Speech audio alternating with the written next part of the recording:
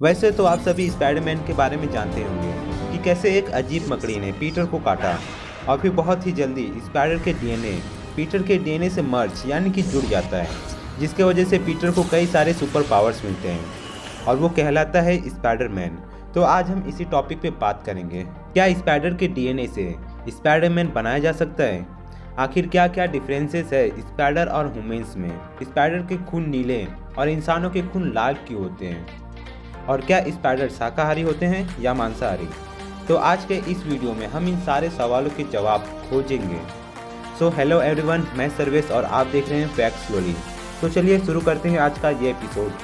सबसे पहले तो मैं आप सभी को मकड़ियों के बारे में बता देना चाहता हूँ ताकि आपको समझने में आसानी हो। फैक्ट नंबर 1, मकड़ियों का खून नीले रंग का होता है जबकि मनुष्य का खून लाल रंग का होता है, क्योंकि मनुष्य के खून में ऑक्सीजन हेमोग्लोबिन के साथ जुड़ा होता है और हेमोग्लोबिन एक ऐसा अणु होता है जो दो चीज़ों से बना होता है, पहला प्रोटीन और दूसरा लोहा। लोहे के वजह से ही खून को लाल रंग मिलता है। लेकिन मकड़ियों के रक्त में ऑक्सीजन हेमोकाइनिन के साथ जुड़ा होता है और हेमोकाइनिन में लोहे के बजाय कॉपर होता है जो कि इसके रक्त को नीला बना देता है। और सिर्फ इतना ही चीज़ डीएनए को बदलने के लिए काफ़ी है। वैसे तो मैं आपको बता दूं कि इंसानों और मकड़ियों के डीएनए में काफ़ी ज़्यादा डिफरेंस है और इसे एक करना उतना ही मुश्किल है। फैक्ट नंबर 2, आप देखे होंगे कि अधिकांश मकड़ियों के 8 आई यानी 8 आँखें होती हैं। वे पास की चीज़ों को साफ और क्लियर तो देख सकते हैं, लेकिन दूर की चीज़ें उन्हें क्लियर नहीं दिखाई देती। फैक्ट नंबर 3, जब मकड़ियाँ अपने जाल बनाती हैं तो वे अपने जाल में कभी भी नहीं चिपकती। ऐसा इसलिए होता है क्योंकि उनके शरीर में एक विशेष प्रकार की तैलीय पदार्थ यानी ऑयली मटेरियल होता है जो कि उन्हें अपने ही द्वारा निर्मित जाल में फंसने से बचाता है। फैक्ट नंबर 4, इस दुनिया में लगभग 45,000 मकड़ियों की प्रजातियों को खोजा जा चुका है और वैज्ञानिकों का मानना है कि इसकी और भी प्रजाति हो सकती है। और आपकी जानकारी के लिए बता दूं कि मकड़ियाँ आबादी के मामले में 7वें नंबर पर आती है। वैसे तो मकड़ियाँ मांसाहारी होती हैं, लेकिन बगीरा किपलिंगी नाम की ये प्रजाति शाकाहारी होता है। शायद इसे शिकार करना पसंद नहीं या फिर आलसी होता होगा। फैक्ट नंबर 5, वैसे तो सारी मकड़ियाँ रेशम का निर्माण करती है, लेकिन सारी की सारी मकड़ियाँ जाल नहीं बनाती। इनके स्पिनरेट से निकलने वाले रेशम पदार्थ तरल यानी कि लिक्विड होते हैं जो कि एयर के कांटेक्ट में आते ही सख्त हो जाते हैं। कुछ मकड़ियों के अंदर ये 7 प्रकार की ग्रंथि होती हैं जिनमें से अलग अलग प्रकार के रेशम निकलते हैं, जैसे कि चिकनी, चिपचिपी, सूखी और खिंचाव वाले यानी इलास्टिक। यह मकड़ियाँ लगभग 1 घंटे में अपना पूरा जाल बनाकर तैयार करती हैं और ये रोज़ एक नया जाल तैयार करती है। फैक्ट नंबर 6, मकड़ियों का डाइजेस्टिव सिस्टम मनुष्य के डाइजेस्टिव सिस्टम से बिल्कुल अलग होता है।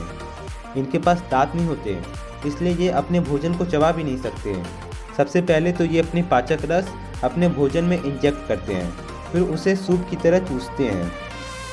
फैक्ट नंबर 7, इनके सिर्फ डाइजेस्टिव सिस्टम ही नहीं, लगभग पूरा बॉडी फंक्शन ही मनुष्य से अलग होता है। इनके शरीर में हड्डियाँ नहीं होती, इसके बजाय इनके शरीर में एक्सोस्केलेटन होता है जो कि इनके शरीर पर कठोर कवच की तरह होता है। एक्सोस्केलेटन विकसित नहीं हो पाते हैं, इसलिए वे अपने शरीर से निकाल देते हैं, ठीक उसी तरह जिस तरह सांप अपनी केचुली को निकालता है। नॉर्मली सारे स्पाइडर्स अपनी लाइफ में एवरेज 10 बार एक्सोस्केलेटन को निकालते हैं। फैक्ट नंबर 8, हम बचपन से देखते आए हैं कि डीएनए का स्ट्रक्चर कुछ ऐसा होता है, लेकिन मैं आपके जानकारी के लिए बता दूं कि डीएनए सिर्फ दिखाई देने में ऐसा होता है, जबकि ये ऐसा होता नहीं है, बल्कि ये रियल में कुछ ऐसा होता है। इसके सारे के सारे मॉलिक्यूल्स कुछ इस तरीके से जुड़े होते हैं और ये आपस में जुड़कर एक सीढ़ी नुमा घुमावदार संरचना बनाते हैं जिसे हम डीएनए कहते हैं।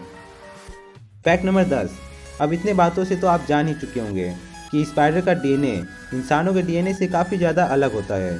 वैसे तो डीएनए एक वो न्यूक्लिक एसिड है जिसमें जीव की सारी जेनेटिक इन्फॉर्मेशन स्टोर होता है।